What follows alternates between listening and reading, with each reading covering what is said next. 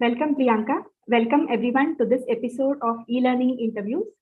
Today's guest, Priyanka Malhotra, is a learning consultant and instructional designer with 20 plus years of experience. She has experience in global learning strategy design, learning app design, defining quality and business processes, leadership training, and soft skills programs across various blended learning formats. She has core instructional design expertise in training needs analysis, learning strategy design, curriculum design, solutioning, and training delivery. She is passionate about designing solutions aligned to evolving learning technologies and changing corporate learner profile. Thank you, Priyanka, for joining us today. Hi, Suchitra. Good morning again. And thank you so much for having me here. So I'm really looking forward to this chat of ours. And it's a great initiative that you've started. So it is a wonderful initiative to hear so many IDs sharing their experiences. So congratulations on the initiative too. Thank you, Priyanka. So Priyanka, you're an independent consultant. How do you decide upon the projects that you want to do? Okay, that's a good question, Suchitra. So I think being an independent consultant, so I have worked full-time for 15 years in learning and instructional design. And for the last 15 years, 10 years or so is where I've been working as an independent consultant. And the biggest difference is that the biggest plus I see is that I get to choose the kind of projects I want to work with. I am able to select or choose the people I feel comfortable working with, I enjoy working with. So the kind of projects that excite me, for me, it is more about, business processes, any kind of change, transformation that is happening, any kind of value-based learning that is happening. So I like those kind of challenges, or where there is a business problem and the client is really looking to the L&D to provide some kind of a solution. So I like to step into those projects where the solution is not already defined. There is still uncertainty. There is still a problem that is staring in everyone's face. And it requires some analysis. It requires talking to stakeholders, coming up with a solution design. So yes, those are my first preference, as to say, is I just love doing those kind of projects because there's a lot of learning that happens on those kind of projects. You get to meet some amazing people, leaders to interact with. But having said that, it's not always that you choose. Sometimes you have projects that just come to you. And I also try to make sure that I don't get settled into my comfort zone too much. So this might be my comfort zone, but from time to time, I do try to take up something that's totally different, which would really challenge me, which is something that forces me out of my comfort zone and take those projects. So yeah, that's typically the way I go about my project selection. Mm-hmm. And I've been very, very thankful that I have worked with some amazing organizations and amazing project managers. So I just feel that, learning industry is one place where you do end up meeting some very genuine, honest, and wonderful professionals who are equally passionate about their jobs. Mm-hmm. Hearing you mention this, the needs analysis, and when something is not clearly defined, that's where you come in. That itself is so exciting to hear itself, because there is so much of problem solving involved. Absolutely. Yeah, it is, because, a lot of time if you get a project where the solution is already identified or the curriculum design is already in place, then the boundaries are already created for you, right? So of course you can do a lot of creativity within that. If you're working and creating the content design, or you are actually creating the content around that. But of course, then you are implementing somebody else's solution approach.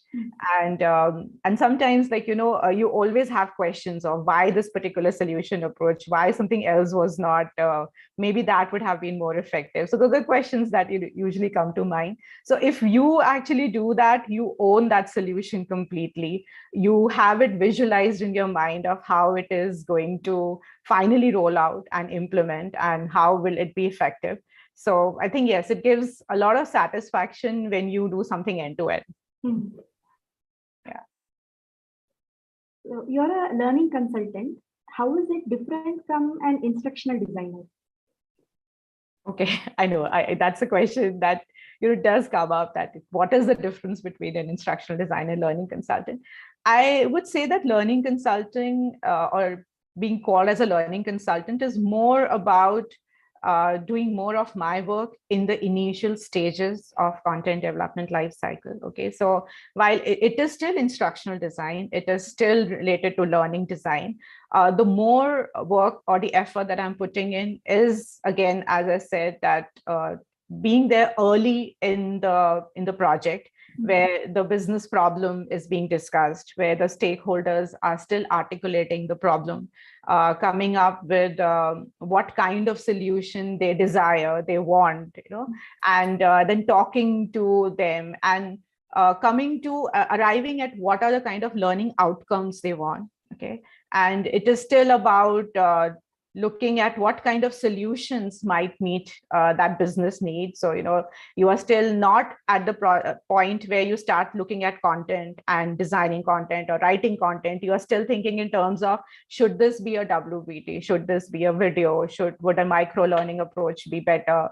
Can this be done through a mobile learning app? Or should there be a blended format which has various learning modes?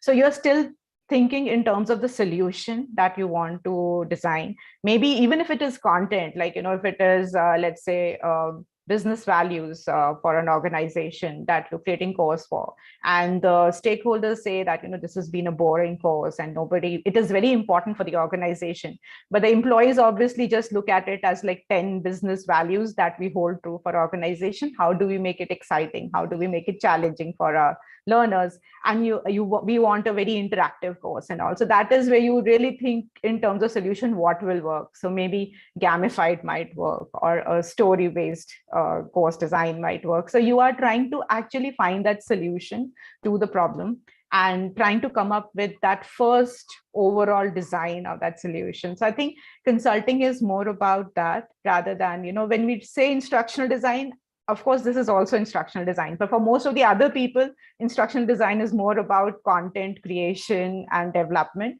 So, when you're talking to people external or clients external to IED, it makes sense to classify whether you're doing learning consultant and you're like focused more on solution design than content development and content creation.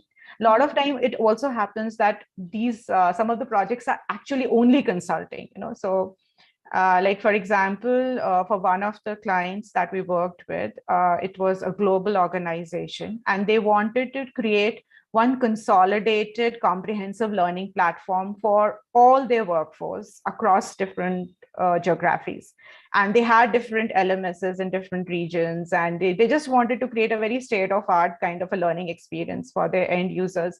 And they engaged us to come up with that global learning strategy, which was very futuristic at that time. It was still like 6-7 years back, and which is where they were thinking of how to create learning playlists for their learners, how to come up with synchronized and asynchronous learning, how to have a balance between formal and informal learning mediums. So we were just creating strategy. There was no content development involved in it.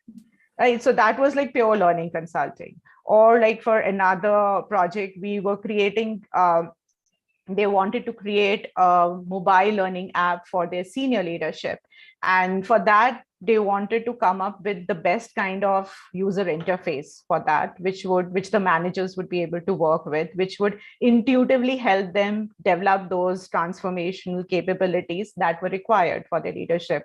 So, a lot of brainstorming that happened, that was not in isolation as an idea. We had the developers, the graphic designers, all of us working together, brainstorming, coming up with the wireframes, coming up with what the UI is going to be like, how the user experience is going to come up with. So those kind of projects now sit totally under learning consulting. They don't really have a content development to go with it. So I think that kind of segregates the instructional design and learning consulting for me. So your answers have been very insightful. Even during our training as our coach, you made us realize what each of the roles in instructional design or graphic designer or the LMS admin, what each of these people, project managers, do. You made us realize, and now this is going one step further, in more detailed what an instructional designer can evolve into as time goes by, how we can progress. So you've given a lot of insights. So good thing that you said that, Suchitra. You said how an instructional designer can progress. And I think, yes, it's a very clear path progression. See, I've seen many IDs who started off the journey with me. So at one point after your experience, you become a team lead, you're leading a big team, you're owning a project and doing that. After that, what? So, a lot of IDs kind of gradually move into project management, and they make excellent project managers because they have come from a background of understanding the challenges and limitation of content development lifecycle. So they do that. But then there are some like me who don't like to go into project management, who want to work with content, who want to keep working on something that is more creative. And I think for them, the path to becoming learning consultant and exploring how to do these different kind of solutions becomes the chosen path.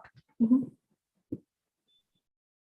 So how does your approach differ for different types of training, like maybe technical training or leadership training? Okay.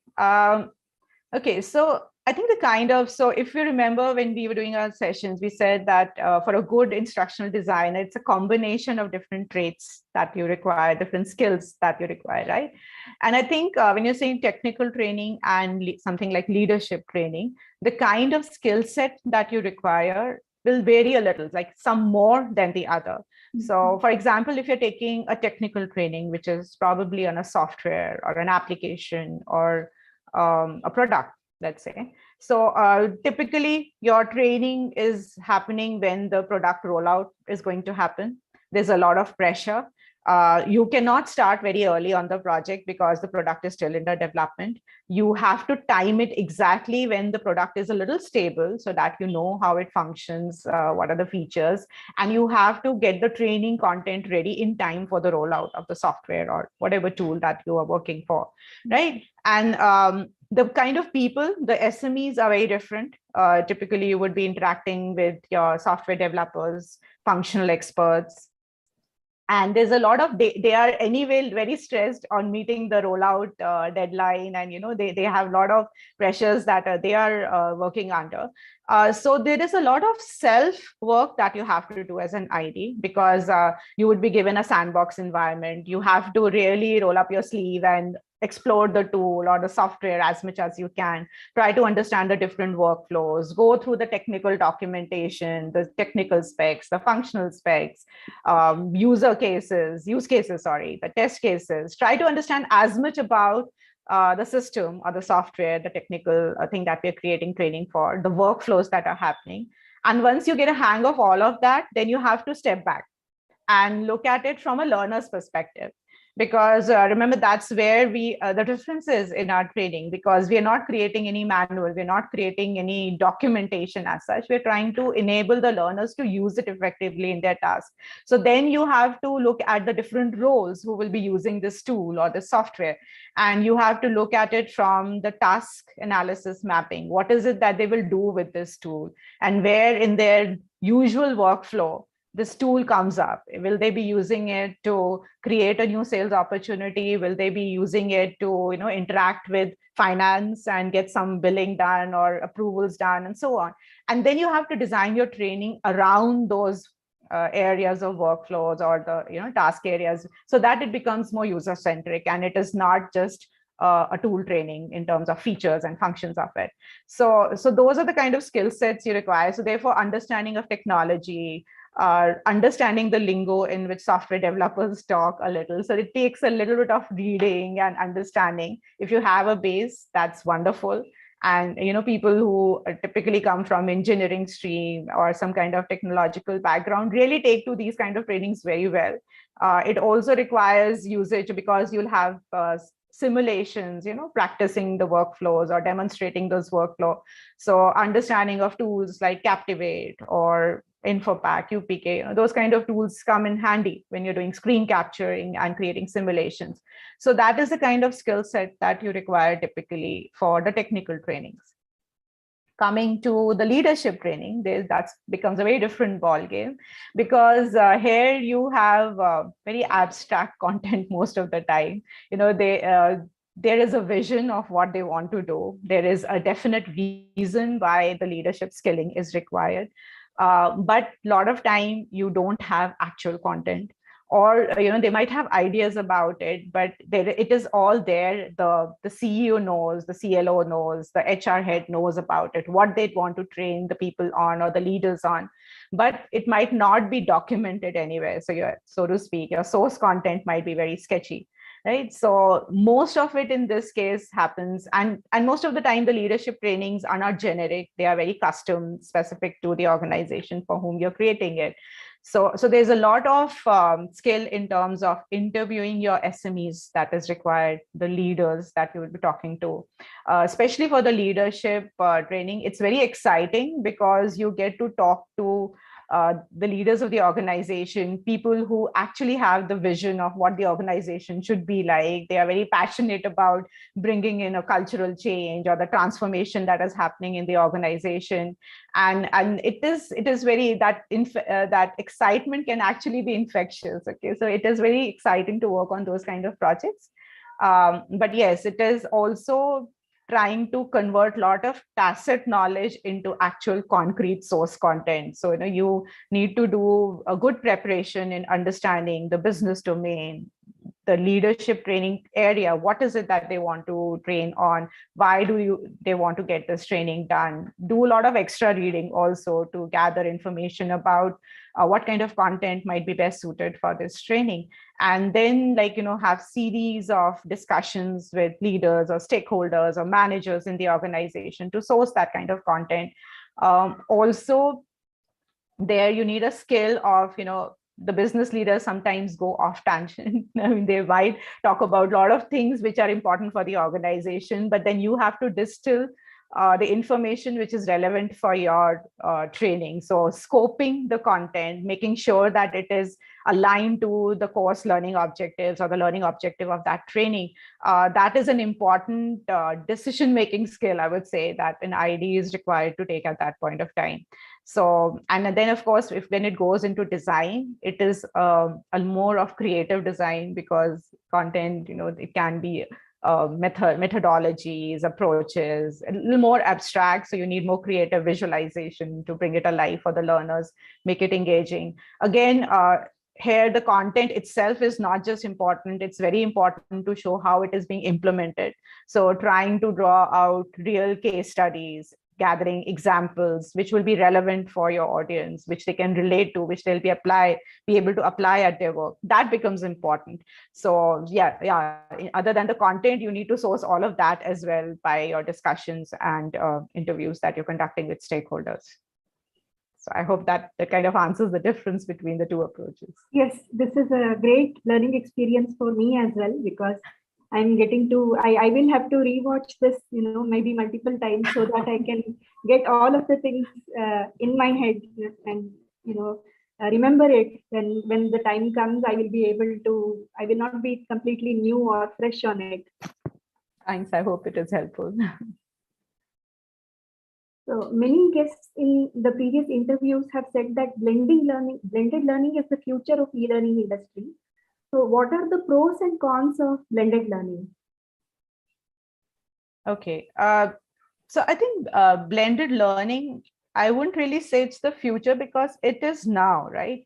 Most of the organizations are already creating blended learning solutions.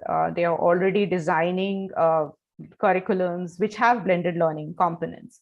What has happened is that the blended learning is evolving in terms of the learning modes or the solution or the learning assets that we create as part of blended solution approach. Okay, so just to give you an example, some 7-8 years back, when we were doing blended learning solution, It would typically be a ILT component. It had a prereq WBT of half an hour that the learners were supposed to go through before they walk into the ILT session. The ILT session itself was supposed to be more like a workshop and hands-on session. And then there were some job aids that were being created, which would help them as performance support material once they actually get on the job. Okay, so that in itself was a blended learning solution. It would be called as a blended learning solution, right? But today, when you see blended learning solutions, it has changed a lot in the way it looks like. So you are looking at videos being part of it, or WBT is part of it. You're looking at how you can push some reinforcement quiz at the end of the training, or even after the training on their mobile phones, or they are learning bites that can be shared as infographics or one-pager cheat sheets that you can provide to the learners, right? So because we have a lot of change in the technology, we have a lot of different mediums in which we can interact with the learner. The blended learning format is undergoing a lot of change, I feel. Also, one of the things that the L&D researchers have also proved, and the approaches and the models prove, is that our typical ILT, VILT, or a WBT learning, that falls under the category of formal learning, right? And it only contributes to very small percentage of skill development. Okay, while we invest a lot into it, it says some of the models say that only 10% of the learning actually happens when you go through a formal training program. And 20% of your learning happens through social interactions, through your peer interactions, and then a whopping 70% happens on the job, right? So if you actually look at that model, just creating a course or a WBT or even designing an ILT is obviously might create a training and might help you achieve certain learning objective, but it will not help you meet the learning outcome, probably because you're looking at a change in skill set, you're looking at development of knowledge which the learners can apply. And for that, you need to look at what are the other ways in which I can enable social learning.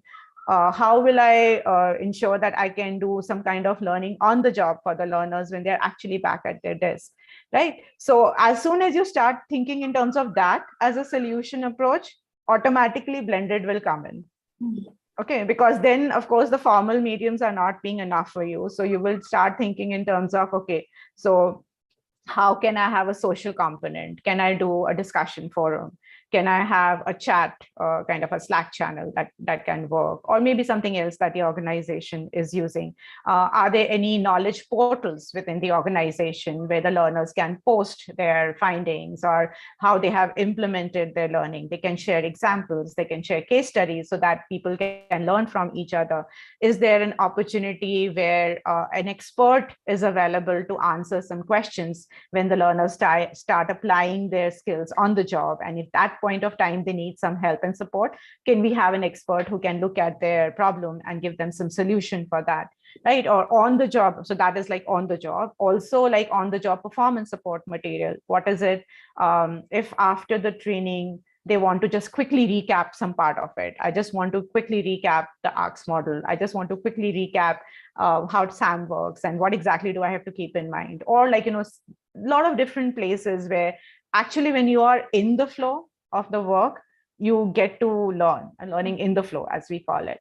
So automatically that can be achieved only through blended learning, right? And therefore that becomes integral to solution. I always feel that, it's better if you have those kind of components built into your learning design.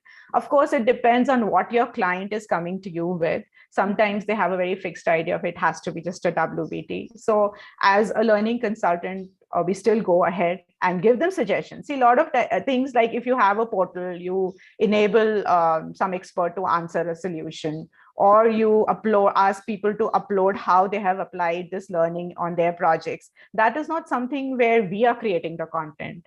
Okay, it will actually be created by the employees, by the workforce. It will be created within the organization and curated within the organization, but it still becomes part of the solution that we propose to the learner, because the intent is to make sure that the learning outcome that they desire is achieved. And it might not happen just through that one content training or one ILT or a VLT that they want us to create.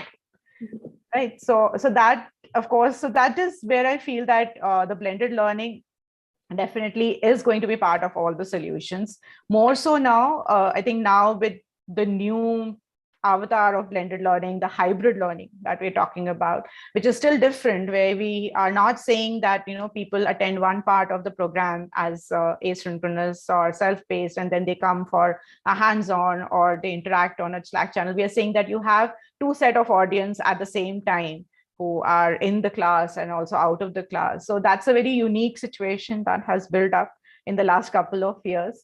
And with the schools doing hybrid learning and organizations going into hybrid working, I think it is imperative for us as learning consultants and ID to think about how we can best design hybrid learning solutions, and what are the ways in which we can enable facilitators or enable the learners to learn whether they are at work or they are working remotely, and how to collaborate and integrate their learning together, how to leverage the group learning dynamics. So I think this is still very nascent. It's an exciting topic. I try to study and learn more about it. But yeah, I think we are still in that mode of determining what would work best in this situation. So I would say blended is already there. Hybrid is probably where it is evolving. And given the new tools and the technologies, there's a lot of scope in terms of what kind of learning assets we design as part of blended learning or hybrid learning. So I have a follow-up question on what you mentioned.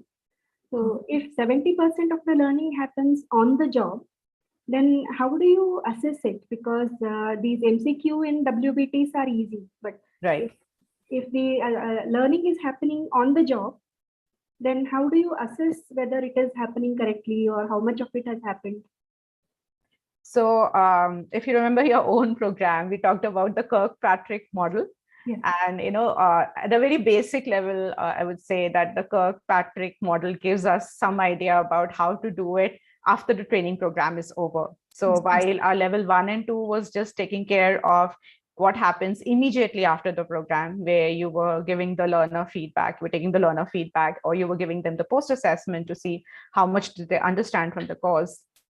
If you remember, the level 3 was happening somewhere down the line, some 3 months, 4 months after the program is over. And, that is where you have, so it might not be totally in your control. If you're doing it for your own employees, then of course, so I think the L&D that owns the audience, they can do this kind of assessment and evaluation well. And but as part of solution design, what we can do is like things like, as I suggested, like, suggesting to the client what kind of solution they should have at their end, which would help them as performance support material, or which will help having the teams engage with each other and share their experiences on application of that learning, right? So if you're saying that, okay, let's say there's a values training that we are doing, and we do it as a VLT, as a workshop. But what about that after that? Nobody will get an organization values instilled into them by just attending a 1-hour workshop. That will not work, right? So how do you do that? So if you go out and create a portal, let's say, or leverage something that is there internally, and most of the organizations have those kind of portals and available. So ask people to share their stories every time they think that they have applied a value or they have seen somebody applying that value. Upload an example of it, upload a case study of it, how they did it or how they saw somebody else do it, and congratulate them or appreciate them, recognize those people. Or so when this kind of activity is happening, or like, for a more formal program, if it's project management, let's say, and you taught the basics of project management, the managers, the supervisors are looking at the new project managers and seeing whether they are able to create good project plans, and are they able to schedule things well, are they able to manage their teams well. And then you create some kind of a survey for the managers to see how they are working, how they're applying those skills. So on the job, you provide platform where people can exchange, where they can learn from each other. You provide them also reinforced material. Okay, so maybe like, quick bites of learning, which just recap the learning that has happened. So it is happening on the job. It is available as those nuggets. The learner, depending on what you need, might be very different from what I need to reinforce, right? So you might be referring to project planning. I might want to refer to project execution material. Okay, so but I have something in Learning Bites which is available for all kinds of audience, right? Or I have opportunity where I can interact and see how other person is applying this on their job. So what is the example or case study of doing that? And there is a centralized repository to make that available. So these are the ways in which you can enable and facilitate learning on the job and learning in the flow. Thank you for giving so many examples here, illustrating your point very clearly so that, even a newcomer like me can understand it. So it's not just vague and abstract, it's all very concrete examples. Thank you so much, because each of your answers are giving so many insights that, I want to follow up, or it's giving me a plan to progress. I'm learning a lot from this interview. I'm so glad, Suchitra. So how are the learning technologies and learner profiles changing lately? Okay, so learning technologies, if you look at it, I think a lot of focus is now shifting to video-based learning. So in most of the new course designs or projects that I've worked with, there is definitely a bigger focus on video-based learning. Micro-learning, of course, is already there. So a combination of micro-learning and video-based learning is there. So that is definitely something where, instead of creating those long or big courses, people are looking more at creating micro-learning, or they're looking at creating video-based learning, even podcasts. Those are new ways of how to make sure that there's not a much of a screen fatigue that we're giving to the learner. So how we can change the solutions that we create. Mobile learning, I think, is definitely something that people are exploring more, maybe not as a complete learning solution, but for the reinforcement that we talked about, to be there as, providing those learning aids in the flow as they are working. So whether it's reinforcement quiz, whether it is a cheat sheet or an infographic, or, just quick learning bite that can be done in a 5 to 10 minutes. So I think that is definitely there. But more than that, I think the shift that is happening is in terms of outcome of the learning, and how to track that, how to track the learner experience. So from LMS, we're moving more to LXPs, learning experience platforms. And so this is where, again, there are organizations that are already doing this very well, where they're trying to make sure that how do we cater to the learners by creating a learning experience for them, which ensures the learning outcomes that are desired, which are aligned to the growth that the individual is looking for, and the outcome that the business is looking for. So it aligns with both of their needs. And for that, technology is helping you create those blended learning outputs, which is like, you have synchronized learning component, you have asynchronized learning component, you have formal learning, you have informal learning. How do you ensure the groups can come together to collaborate? How do you post different assignments, get inputs and get them graded from people, or have people around the world, teams around the world, do the crowdsourcing content, and how to create that content, how to curate that content, how to work in cohorts. So I think technology is moving more towards that, enabling those kind of solutions. And as you would hear, that is something which an ID cannot do in isolation. So, you do need understanding of technology.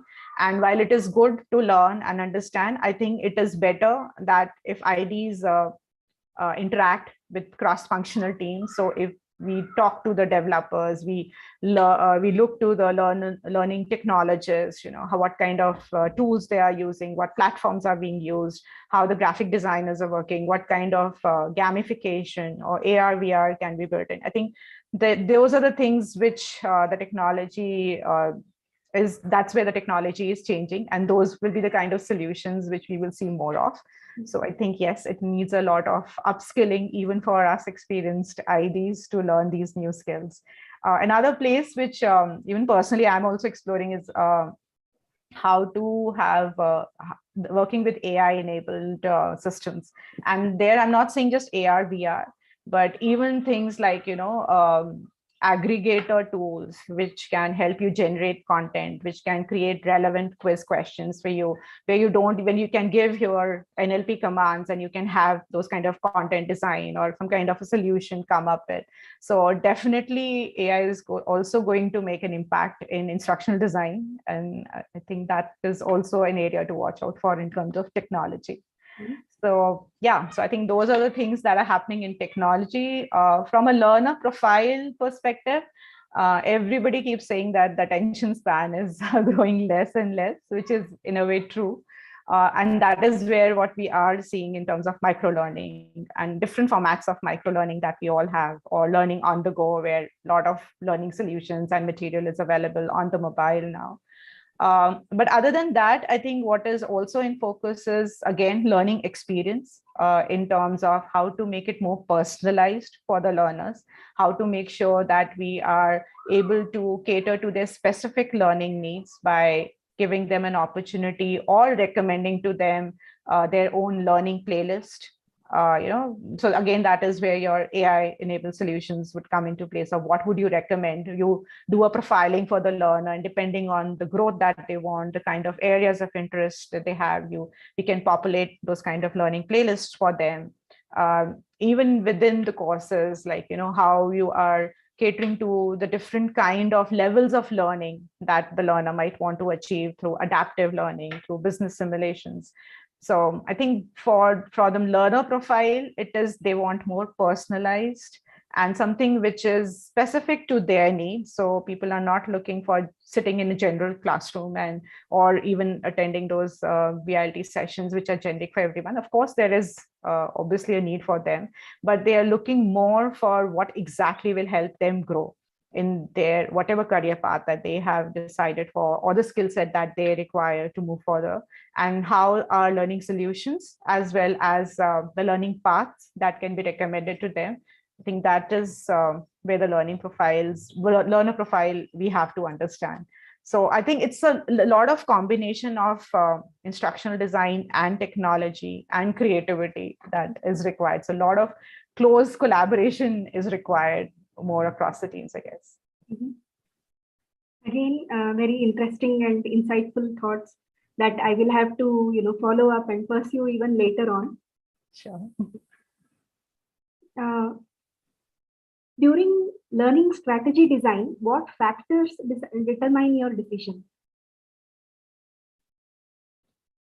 I think that's pretty standard. It is still, it might still come back to understanding the business need and who our audience is and what skill they need to achieve at the end of this training program, what environment in which this training it rolls out. It's still those four factors which, hold true. They don't change as such. So when you're doing strategy definition, you are understanding your stakeholders. So it is not only just the target audience that you're trying to understand what is the skill set that they want to achieve. You're also trying to understand your immediate stakeholders, your client, your project sponsors. They have a vision about what the outcome should be, and what is it that this entire learning program should achieve. Sometimes it is not just ID driven, it is also driven in terms of they want to make a statement in their organization. They want to say that, okay, we have created a gamified course for our onboarding, or we have done something which is very transformational for a learning approach, or we are creating a very personalized learning environment or state of art environment. So you need to understand the desires of your project sponsors and clients as well. Of course, it has to be then also looked into terms of what kind of budgets and timelines that they're offering. But given all of that, I think that determines that plays one important, it's an important factor to consider.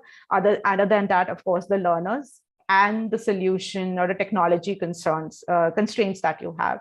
So within that, these are the things that determine what kind of learning outcome you can achieve, or how to achieve the learning outcome that is desired given the constraints that are already specified and the desired or the wish list that is given by the project sponsors. I think it's a combination of all of these 2-3 things that finally help you come up with a learning strategy definition.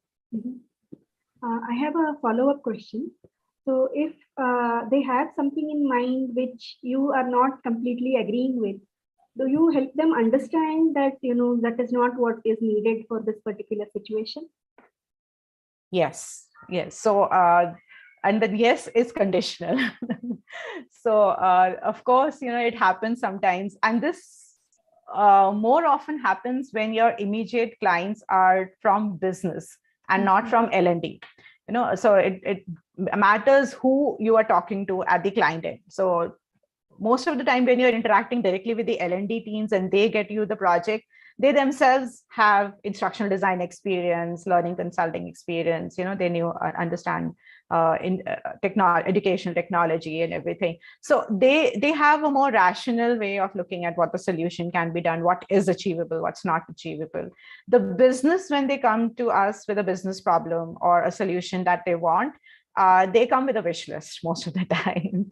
And they might not know anything about instructional design. They would have no idea about the time it will take, the efforts it might require, what kind of tools and technology might be required, what other prereqs that are required to get started with the project. And therefore, sometimes it happens that the solution is not the best solution that you feel is required for that to meet the learning outcome, or even to the feasibility is not there for the project. Okay, so I'll just give you an example that so for one of the client, when we were working, they wanted to get a training on their SOPs, process SOPs done. And so they were like, just get this training done. We don't want a very high fidelity course. Just basic process documentation and training is what is required to train the entire workforce. But a little bit of content analysis in the initial stage indicated that they themselves had not documented their SOPs. And in their mind, they were looking at as the SOPs will get documented as part of the training development.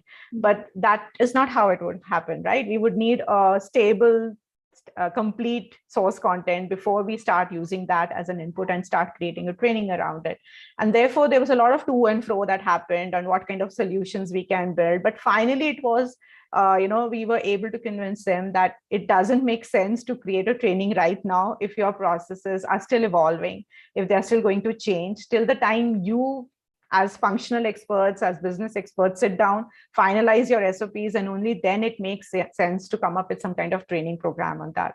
So yes, it happens sometimes. Sometimes the clients get convinced. Sometimes they are quite adamant in terms of like, they have, maybe there are other agendas that are there in play. They have some targets that they have to meet. There is a goal that they have to achieve. And the solution is something that they feel will be aligned to that.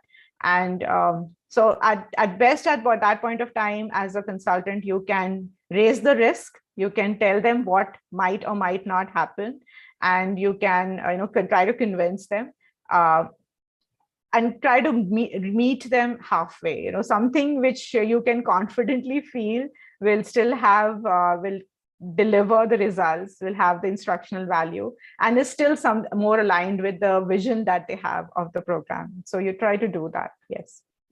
But then sometimes it is like, what the client wants, and you have to give them what they want.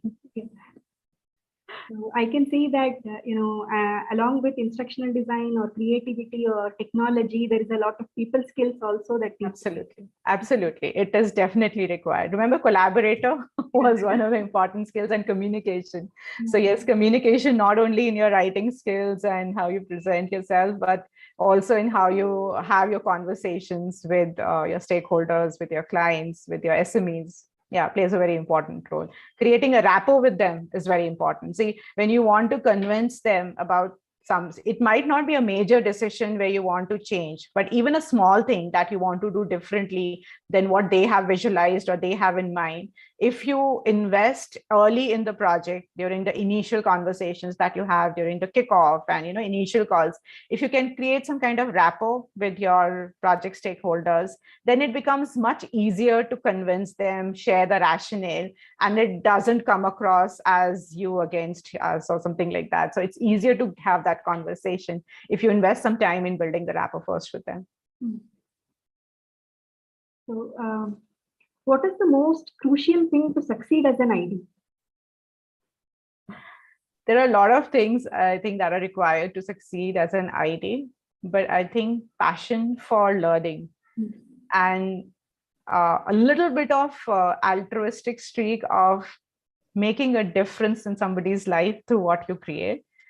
That is my mantra. Is that you should be passionate about what you're doing, so therefore you do it wholeheartedly, and you want to be very proud of what you're doing.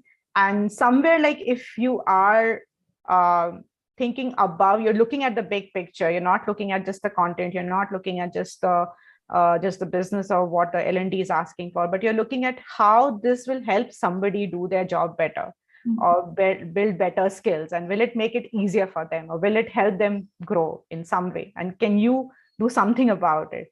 I think having those thoughts really gives you a lot of satisfaction, or helps you go through the difficult projects as well when you're working on them. So very well said, because it brings all the content development or assessment, everything gets brought into one statement. right. During COVID, the e-learning industry witnessed a boom. Where do you anticipate the e-learning industry is headed? Okay, I mean, that's a very big question for me to answer. So I don't know if I'm like the best person to answer that.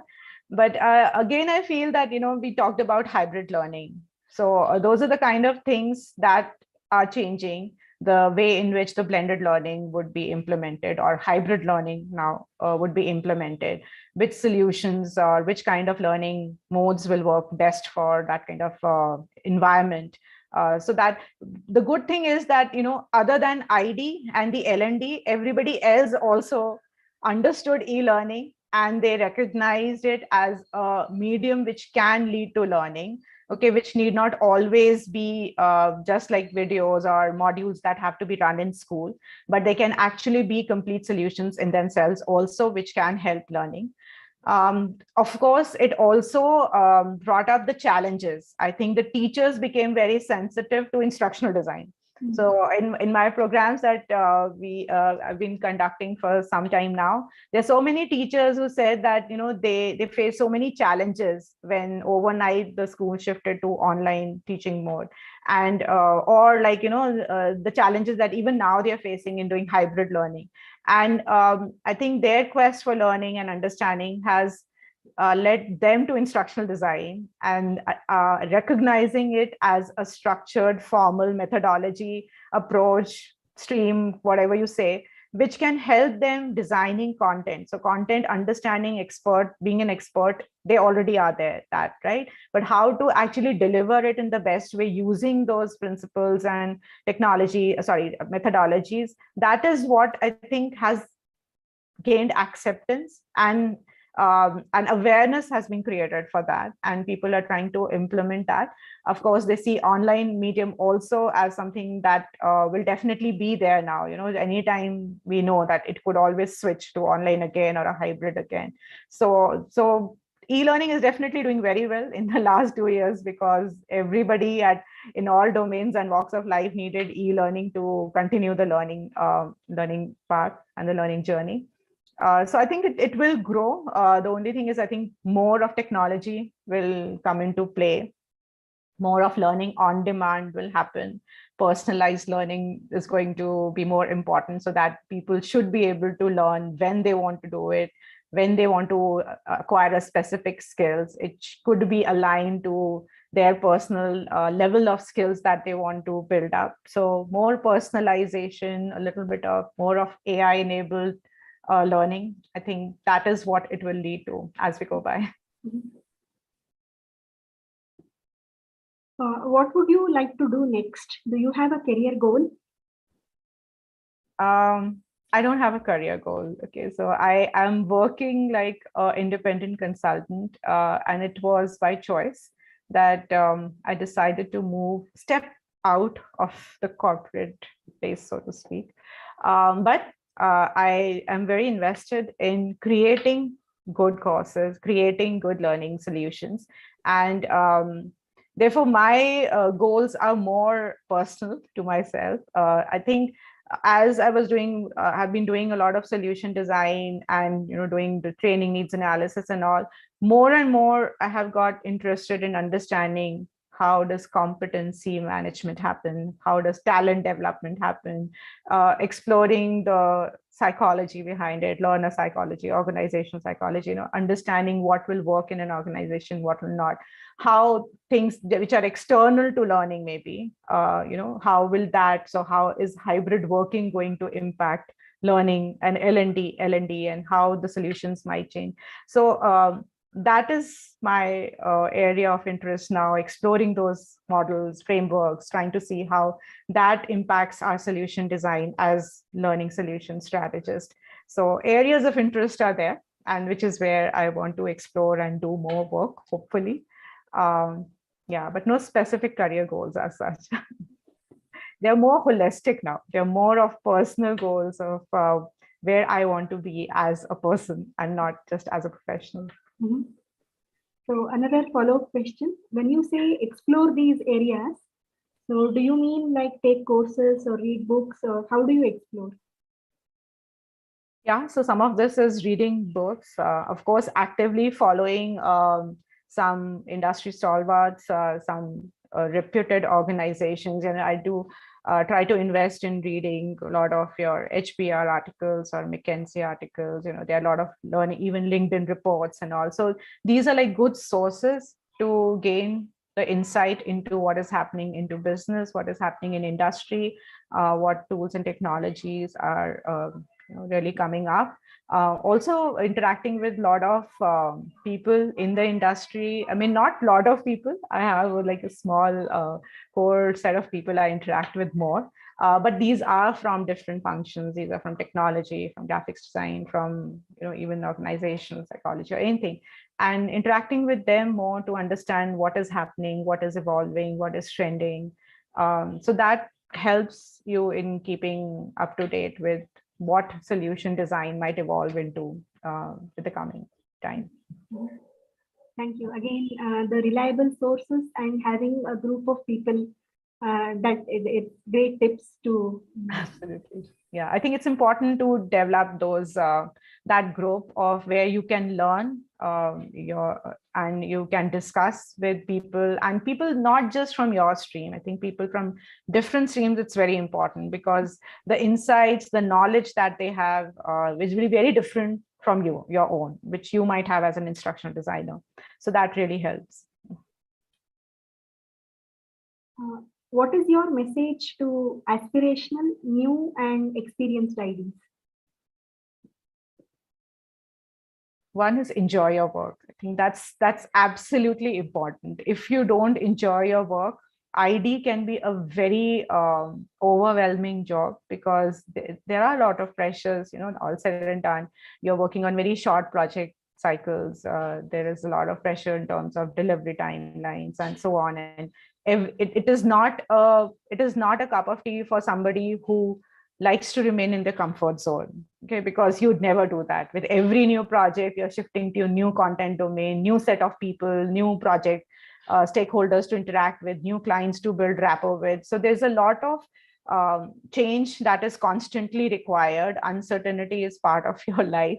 So if you don't enjoy your work, I think it becomes very difficult. It can become very overwhelming. So my message, or not exactly a message, but I would say that I think what works is, see, ID is also a very big stream, right? And we've seen that ID is applicable in every domain, whether it is K-12, whether it's higher ed or technology or corporate. So I would say that early on, try to identify what area of work you like. Okay, so maybe as a creative person or a person who likes to teach, I really love working in K-12. So, try to do more of work in that. That is also instructional design. It also has all the growth prospects and opportunities available, but it will keep you close to your area where you have maximum satisfaction with work. Or maybe if you like talking to different leaders, or getting organizational perspective, or going understanding different business domains or how industries work, then maybe corporate is a good area to work with. So I feel that, identifying your domain well, not just scope of work, and you will have all kind of learning modes in every domain. So you will still get to work with mobile learning or micro learning or videos or games, and all of that is applicable across. But if you find that area where you work best and where you enjoy and learn most, I think that makes it, work, it is a big part of your life. So it has to be something that you enjoy and you're happy doing. So I think that's very important. And of course, being continuous learners. You can never rest, because everything is changing in the industry, the way the solutions are designed, the technology, the tools, authoring tools. So everything is changing at a very fast pace. So keeping yourself up to date with what is happening and learning a little bit every day, not every day, like whatever time you set, but set out some time every week to make sure that you're catching up on what is happening around. I think, yeah, those are the biggest ones. So those were the questions from my end. I will just check if we have any audience questions. Sure.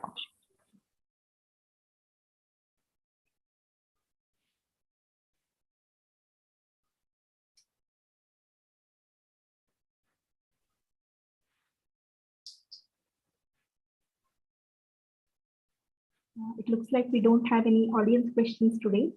That's true. Okay. So I think we did cover a lot of things, and we did talk about a lot. Yeah. Thank you, Priyanka, for giving us your time, that too on a Sunday morning. Thank you so much, Suchitra. It was lovely talking to you. And it is always a pleasure discussing anything about L&D. So yeah, had a great time. Thank you so much for having me here. Thank you. And thank you to our audience as well. Please like, share, and subscribe to encourage the channel. See you again next Sunday at 11 a.m. Thank you, Priyanka. Thank you. Bye-bye. Bye.